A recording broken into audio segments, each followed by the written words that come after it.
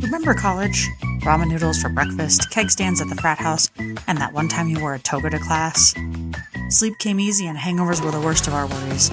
We'll be digging through our college days when our knees didn't hurt and we could bend down to tie our own shoes without any help. Then we'll crash land back in reality, where you know your social calendar features more doctor's appointments than happy hours. This will be a hilarious, unflinching look at the journey from dorm room debauchery to derm filler diplomacy. We'll be chatting with friends whose stories are as legendary as they are relatable. We'll laugh, we'll cry, maybe even apply some face cream together. Getting older might come with many inconveniences, but it also comes with the wisdom, wit, and freedom to tell it like it is. This is Hot Flashbacks. I'm really taking any risks in my 40s. maybe the latter on that. I mean, you did say that your plan for the day was to walk the dog and make mashed potatoes. So it doesn't. Yeah, you're not living a very risky life, are you? No, not going rock climbing or skydiving. Hey, welcome to Hot Flashbacks. I'm here today with a good friend of mine, Brooke Weber. Brooke, do you want to tell everybody where you're from? Hello, world. I'm from Wisconsin originally. I currently reside in Chicago, Illinois. I like that you said whole world because, like, I'm not sure anybody outside of my state is going to listen to this, but I appreciate that. Someday. Exactly.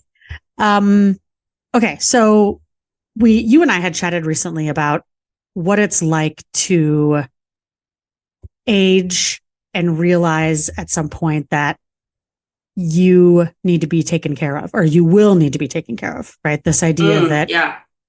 And this is one of those situations where I know I didn't think of it as a young person, that someday I may need help. And this is just to come up because I have a few friends at work who are currently going through the process of taking care of their parents, whether they need assistance or as they are dying, lots of visits to the hospital, taking them to rehab. And it got me thinking that one of the reasons to have children is potentially that they, in theory, will take care of you when you are grown. So I wanted to talk to you because I think you have some interesting perspective on what it's like to age and also be single as you are right now. And I just thought it'd be cool to hear your thoughts on aging and being single and sort of forecasting about the future and what that looks like or feels like for you. Yeah.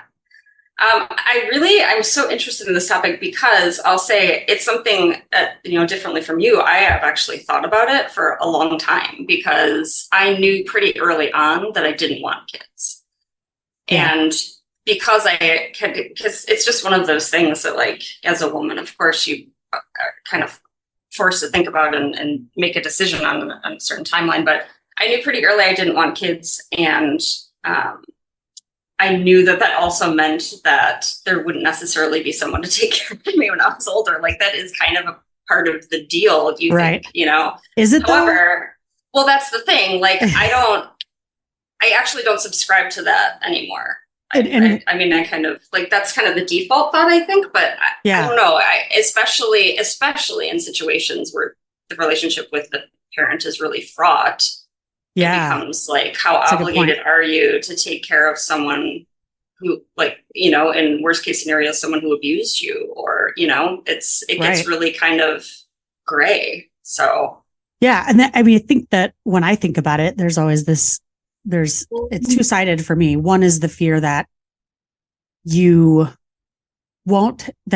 children won't want to take care of you or take care of you in the way that maybe you expect to be taken care of. Or two is that you will feel the weight of asking your children to do that it's a burden that you're putting on them, and maybe feel guilty or uncomfortable with that. Do you think people generally feel okay to have their kids take care of them as they age?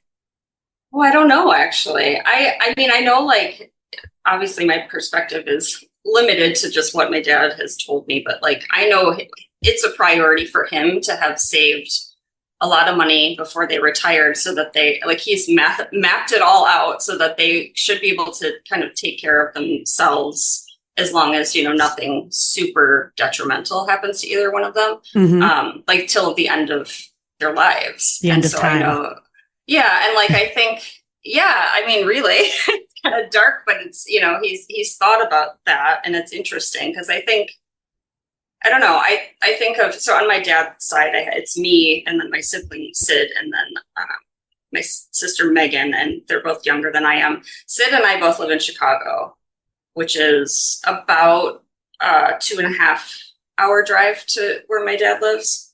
But Megan, our middle sister, lives in the same city as my dad. So she's on the hook. A little bit, right? Doesn't it kind of seem like, well, you're already there? Like, I'm not going to lie. I'm in a similar scenario. Sure, we've never talked about it, but right. Yeah, just kind of assume. Yeah, Kelsey, your sister Kelsey, right? Or sorry, I didn't mean to say your siblings' names. If that's not okay, but that's fine. Is close to your parents, right? So it kind of feels like by default, it just logistically makes sense that she would do more of the heavy lifting. However, Sid and I don't have kids, and Megan has 2 kids, so it's like, who is it harder for though to actually help out? Yeah. So to go backwards a little bit about the having children part, I, as you know, also have not bared my own children. Is that a born? Bared? Bore? I think it's bore. Birthed? Birthed. I like birds. I have not birthed my own children. I do have 2 stepchildren. And when I started dating my now wife, I thought I hadn't really processed what it would be like to be a step parent, have kids. And as I processed that, and it got a little more thoughtful about what I was doing in my relationship, I realized that that was one of the benefits in my mind was that if and when, it's more like when I get old, if I should need care, that they would be there for me in the same way that I've been there for them. And that may not be a fair thing to put on your children. I'm not sure. I struggle with that. And also the idea that, what if your parents didn't financially prepare? Like they chose to not financially prepare or didn't have a choice, but are not. Yeah. Right. And now what burden does that place on you as children, or your responsibility? And to bring this back to being younger, I think I also take into account the things that my parents did for me at a younger age. So I feel like if my parents had paid for my college and got me a car and were really involved in my early adult life in that way, assuming I needed that I would feel a responsibility to repay that in some way. I don't know. I think that's normal, right? To feel kind of that responsibility. It's, I guess, a question of like, how much of that is just a cultural thing? And I don't mean to say just a cultural thing, like that's really powerful and important. Sure. The cultural aspects of it. But yeah, I don't know. I mean, even if, I mentioned earlier, like those situations where, there's a kind of an unhealthy relationship with the parent, there's a question mark, but like just generally, even if your parents did take care of you and treat you well, does it mean that you have to take care of them? I don't know. My gut kind of says no, but then I feel like a jerk, right? A little bit. Like, I don't know. Like, I didn't ask to be born. I didn't ask to do all of this. And like, I don't know. I feel like and I say this now, but I don't have kids, but if I were a parent, I think my perspective on it would be, live your life. You don't owe me anything. Don't ever feel like you have to take care of me. Like, go live your dreams and, live your best life and don't feel obligated. But but at the same time, I think it would feel bad if your kid didn't want to take care of you. Yeah. Even if you don't feel like they're obligated, it would still feel crappy. That's a very noble thought. And I would say that I probably felt that way before. I think now that I have kids, I do sort of, yeah. You don't even know if I'm a good parent, but I appreciate that you said that. I know that you are. Stop. I appreciate that you said that. I think that in some ways, yeah, I do feel that I've earned it, right? I feel like making all these sacrifices for them. And maybe it's different because I am a step parent. And so maybe right. I wonder too. I almost think like they're more obligated to take care of you because you're right. I hope they listen to this. I'm going to tell them, tune in so you can find out what you're obligated to do. Yeah. And I do think that there are thoughts of sacrifice and time and financial commitment. And maybe it is different when you, as you said, have your own child because you recognize I didn't choose, you didn't choose to do this. And this is my choice and my obligation. Whereas, I don't know, I could make the argument it was still my choice, right? I didn't have to marry my wife and choose to become a stepmother, but I am. And I do in some ways feel like I hope, and maybe that is what it is. I hope. I don't necessarily feel that they're obligated to, but I can't promise that I wouldn't be hurt in the future if, I dedicated a lot of my life and time and money to them. And then fast forward, I'm 60 and I hope that I don't start needing actual assistance. Let's say 85. Okay. Until I'm 85. Oh God, 85. Let's hope we make it there. 85 feels like certain death when I say it. It's just like I'm going to be like Jane Fonda and you'll feel better. A carcass of myself. I hope I'm one of those old people that gets kind of skinny. Because sometimes that would be that's the benefit. You gotta start smoking cigarettes. I got 85. Like, why do you smoke? Well, when I was 80, I realized I needed to get skinnier. You can get older and you get for women especially, get like a big butt, like just all your weight goes to, do you know what I'm talking about? I do know what you're talking about. Yeah, that happens. And I want to be old lady who gets a little skinny. I'd even take frail, to be quite honest. Yeah, you take frail over big butt. Yeah, 100%. That's interesting. Well, 100%. This is reminding me, it's a little bit of a segue, but it's reminding me of the reason why I started working out seriously, because I don't like it. Me. You've never been a fan. Yeah. It's not my jam. Yeah. I'm uncoordinated. I don't like to do hard stuff. Tell us more about the uncoordinated. It's just not for me. Oh my God. You've seen me dance. It's a nightmare. But when I turned 40, I was like, this is kind of the final chance to really try to get your body in, because it literally is kind of downhill, right? Like your body starts to deteriorate around this age, and that's just kind of how it works. And so, you said it and you didn't even really sound sad. Oh, you're very matter of fact about it. That's nice. It's a reality. And you're right. It was just me facing it. And I was like, I'm not with anyone.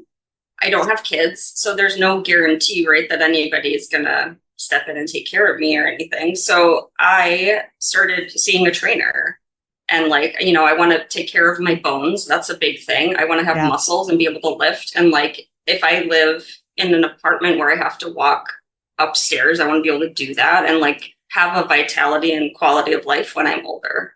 And so that's a big part of why I started actually working out more seriously, or I should say working out, period. I did yoga for a long time, but nothing I'm lifting weights and, bench pressing shit and really working my body to make sure that I can move around and not break a hip from walking up the stairs. I like that you're dropping lingo, bench pressing. No, that's right. I know stuff. I know things. Just squats. I do burpees. What? It's really good for me to know, because if my children don't take care of me, then I'll move in with you, because you're going to have strong bones. I'll be ready. You'll be able to pick me up and help me out when I fall. So that's good. That's good. I feel like if anything comes out of our friendship, this would be a big win for me. It would be that you take care of me. Just so you know, though, I do not feel obligated. Oh, okay. So. Good. Thank you for the clarity. Let's go back a second, because Brooke, you and I went to college together. We've been friends for almost 25 years. That's crazy. Nuts. I know. And you live in Chicago. I'm here in Utah. We don't get to see each other all the time.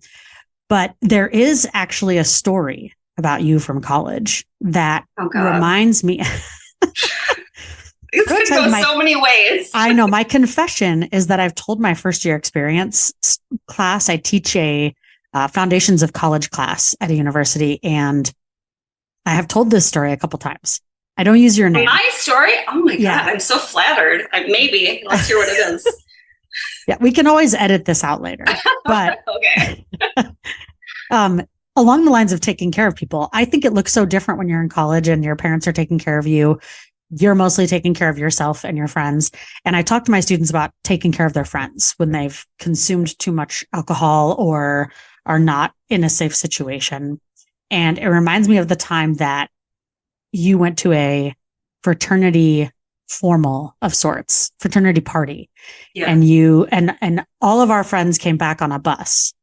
And I wasn't in a sorority or fraternity, neither were you. I know the story you're talking about. Oh my God, I'm mortified. The look on your face. Go okay. on. We don't go into details. Okay. No, I mean, it's truly fine. Like I am at peace with the mistakes that I've made for the most part. So that also comes with age, right? As you get older, you sort of think like when you were 27 and reflected on this story, you might have been mortified. And so much shame. Right. As you get older, you're like, life, right? Like these things happen. You just have compassion for yourself. Like I was going through some stuff and I wasn't handling it well. You weren't dealing with it well. Kind of, And so you went on this bus to a party with someone from a fraternity, I presume. I don't quite remember. Yeah, I know. Yep, I know exactly. Okay. And some of our friends are in a sorority, so they were there too. And I was back actually in the residence halls at UW Oshkosh. Holla, my peeps. I'm gonna edit that part.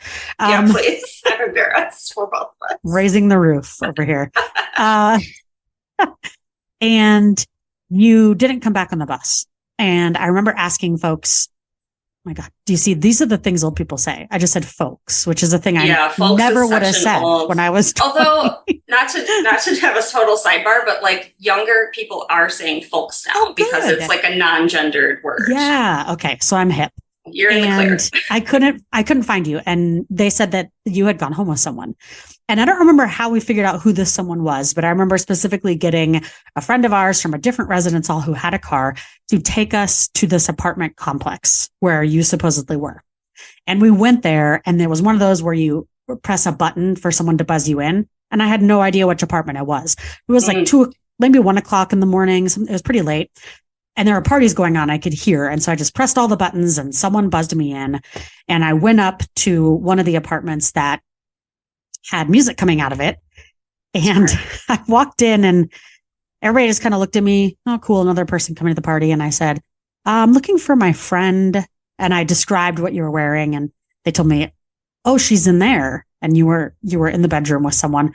And I was very concerned because when our friends returned from the party, they informed me that you were pretty intoxicated. Wasted. Yeah. I was so drunk that night. Yeah. Yeah. And also that you didn't really know this person. I mean, they knew his name, but it wasn't someone I knew. It wasn't someone that I knew. I knew people who knew him. It was just, I didn't know. It wasn't like our best friend or anything. It was like, to me, some dude. So I go in there and I get you and I tell you to put your shirt on and we're going to leave because I knew that you weren't in a situation that later you would have wanted to be in. And also that you were not in the right state of mind to be making those decisions. 100%. Yeah. And I share this story with my Foundations of College class or their first year students. Mostly when we talk about taking care of your friends, watching out for people, making sure that you have someone in your group that's sober, that is responsible for situations exactly like this. And so because of that one night, I do feel like you owe me at least a few weeks of elderly care. Over time, it builds interest. And so that's fair. That's fair. And I don't know that I ever even thanked you for it, for being honest. So yeah. All right. Actually, now I take it back. Several months. I'll give you several months. Okay. Thank you. And it's funny that you say you didn't thank me. I don't know if you did or not, but those are the kinds of things you expect your friends to do for you when you're that age, to keep each other safe, to be there for one another and to take care of each other. And so a thank you necessary or not? And so that makes me wonder, as I'm thinking about the future and the things you put into your children, is the expectation the same, right? That, I don't need to thank you.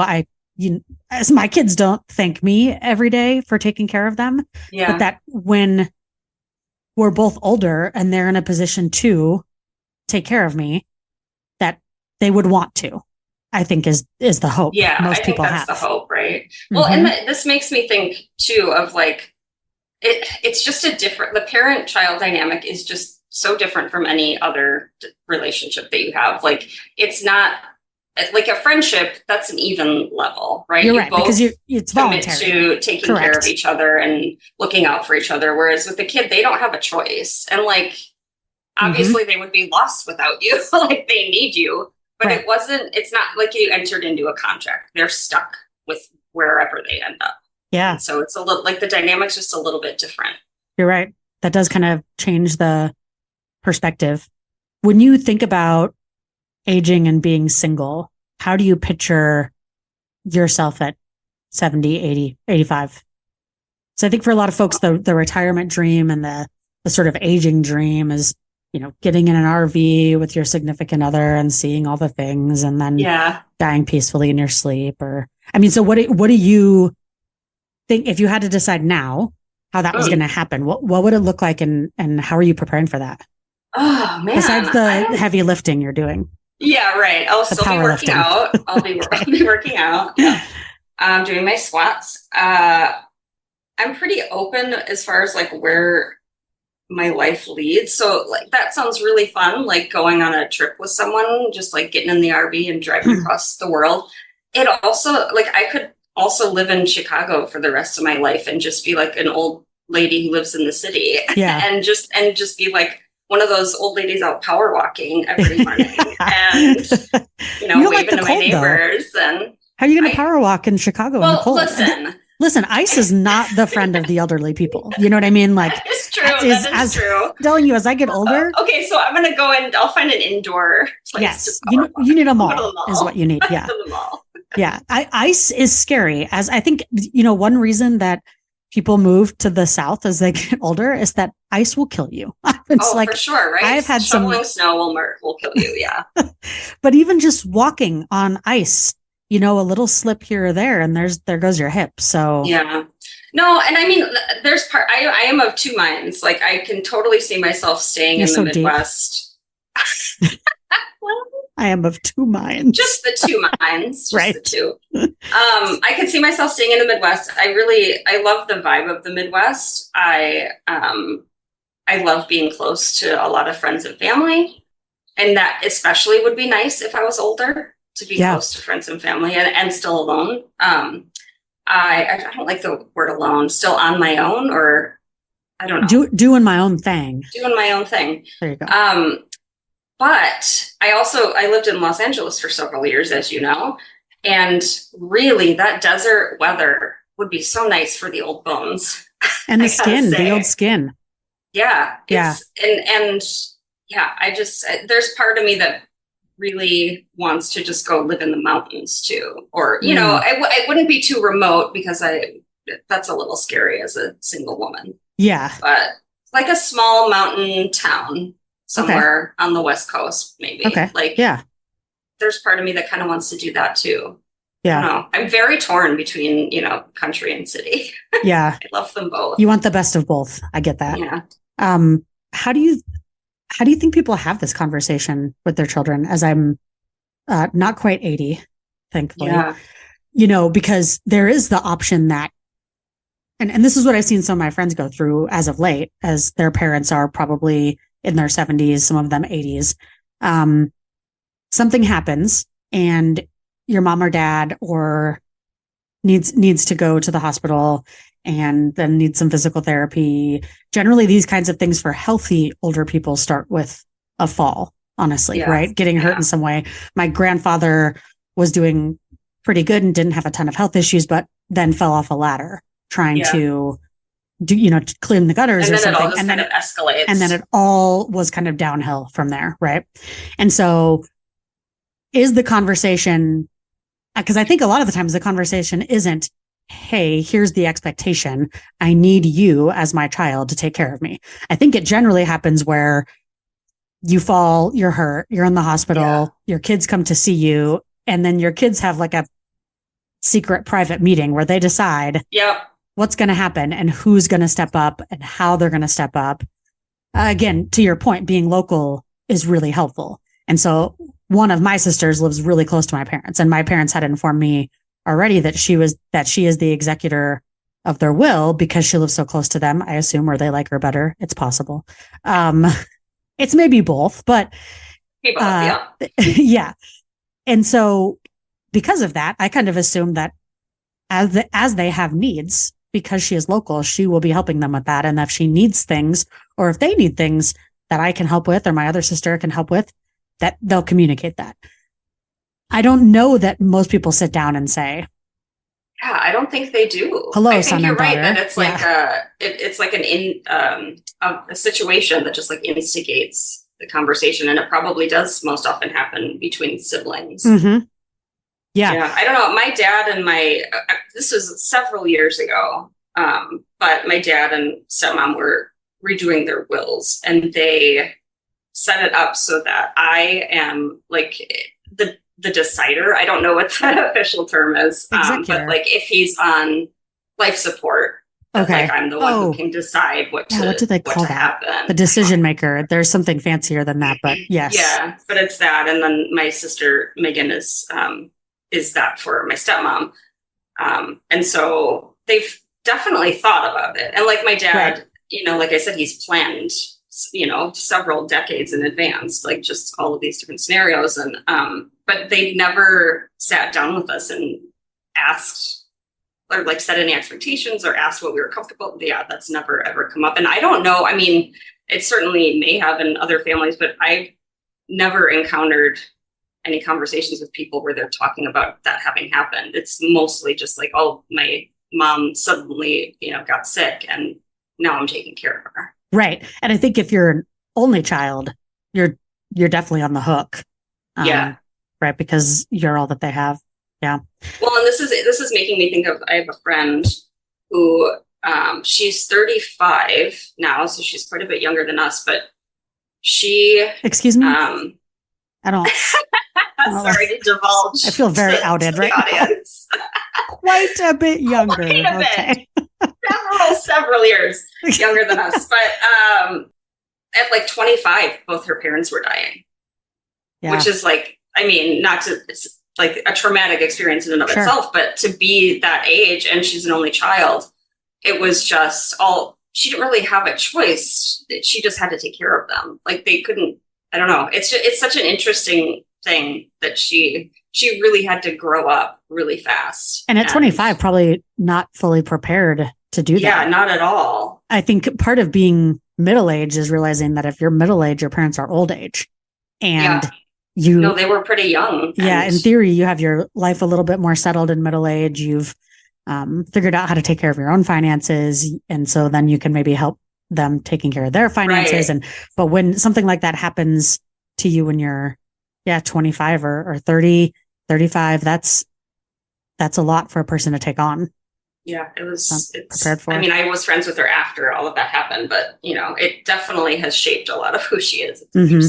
Yeah. That's really sad. I know. This show's not supposed to be sad. I know. I'm sorry.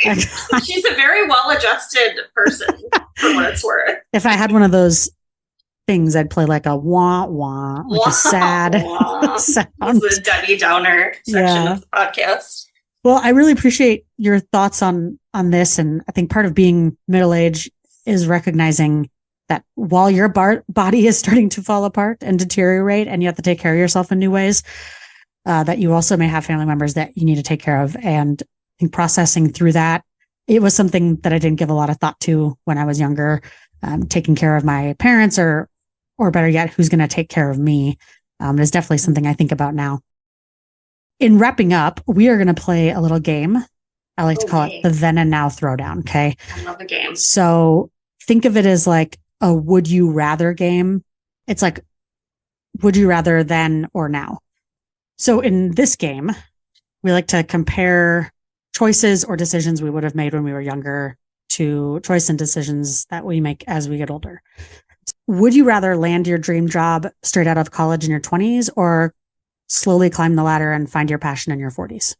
I don't know what my dream job even would have been right out of college. I don't feel like I had any sense of what I wanted to do still when I was done with school. So I think I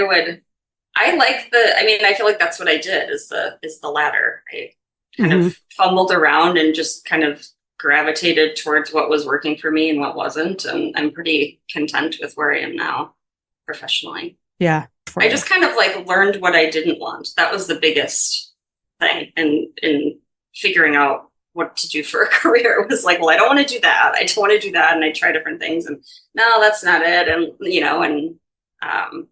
really I had the opportunity just given kind of the field I work in to fine tune what I'm really looking for in an organization. So. All right. And finally, if you could go back in time with the knowledge you have now in your 40s or live through your 20s again with the same level of understanding, which would you choose? Would you want to go back with the knowledge you have now, or would you want to go back with the same knowledge you had then?